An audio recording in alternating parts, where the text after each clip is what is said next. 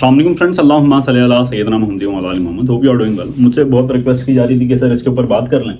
Syllabus के ऊपर हम बात कर रहे हैं, STS के सिलेबस पे भी हम बात करेंगे। आज हम सिंध पब्लिक सर्विस कमीशन, जो कि एक इदारा है सिंध का जिसके अंदर जॉब्स हर महीने आती रहती हैं, मैं एक एडवाइस करूँगा वैसे इनको, ये भाई ये सिलेबस भी नहीं देते तो बेहतर था। वैसे जो दिया है 2 लाइनें लिख दी बस ऐसे कि इंग्लिश और जीके बस 80% या 20% के, कोई फ़ायदा नहीं हुआ इसका स्टूडेंट्स को।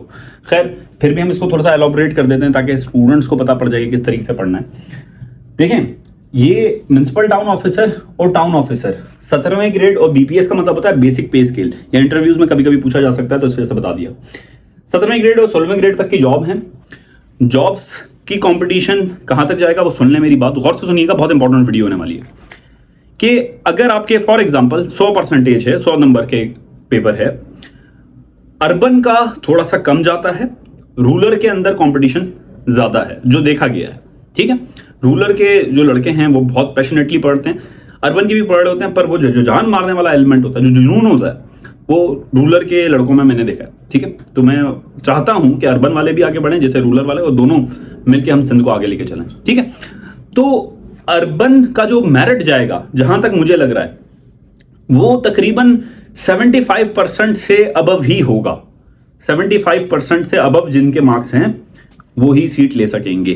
पहली बात, अर्बन का आई थिंक 70 तक होगा, ये दिस इज माय प्रेडिक्शन। ठीक है, तो 100 में से 75 मार्क्स आपने लेने हैं। ठीक, same is the case with 50 marks. अगर 50 मार्क्स का आपका पेपर है तो उसके हिसाब से आपने उसके अंदर स्कोर करना है 50 के हिसाब से, कि उसके परसेंटेज हो वो 75 या 70 के इर्द गिर्द हो।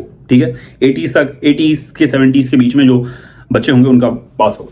अब सिलेबस के ऊपर अगर हम बात करते हैं तो समझ गए होगे मैं क्या मेरी फीलिंग है इनके ऊपर। खैर मैं इसके ऊपर ज़्यादा बात नहीं करूंगा क्योंकि मुझे बहुत सारे आगे और काम करना है।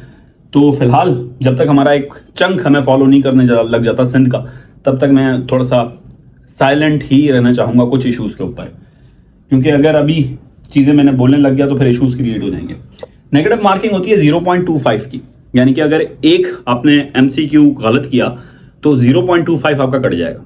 ठीक है, और अगर 2 गलत कर दिए तो 0.5 कट जाएगा, अगर 3 गलत कर दिए तो 0.7, अगर 4 गलत किए तो 1 नंबर कटेगा। पर मैं एक एडवाइस दूंगा कि अगर आपको 70% या 65% पता हो कि ये ठीक है तभी उसको करेक्ट कीजिएगा, अदरवाइज दुक्का मत मारना। ये मेरी पर्सनल सजेशन है आप लोगों को, शायद किसी को अच्छी लगे, क्या किसी को बुरी लगे, पर मेरा तजुर्बा और मेरी जो थिंकिंग है वो यही है। ठीक है, दूसरी चीज ये कि इंग्लिश के 20% मार्क्स हैं। अब इंग्लिश को पढ़ना कैसे है ये समझ लो। देखो, बहुत सारे रास्ते हैं इंग्लिश को पढ़ने के। मैंने कोर्स ऑफर किया, अगर वो ज्वाइन करना है तो नीचे दिए गए नंबर पर रब्ता कर सकते हो। जो मेरा तरीका है, जो मैंने अपनी बुक में भी लिखा है, मेरी बुक अवेलेबल है कराची में बिस्मिल्लाह बुक स्टोर पे, और सखर में हर जगह अवेलेबल है। मैं सोच रहा हूँ कि डिफरेंट सिटीज़ में भी दूँ। ऑनलाइन आप ऑर्डर कर सकते हैं, नीचे दिया हुआ है। उसके अंदर भी हमने वोकैबुलरी के लिए बड़ी इंपॉर्टेंट चीज़ें रखी, उसके ऊपर हम बहुत सारे वीडियोज़ हैं मेरी बुक के ऊपर, वो आप देख लेना। पर इंग्लिश पढ़नी कैसे है ये समझना। इंग्लिश को डिस्ट्रीब्यूट करें, बाइफरकेट करें, किसी भी चीज़ को पढ़ा करें तो बाइफरकेट करके पढ़ा करें।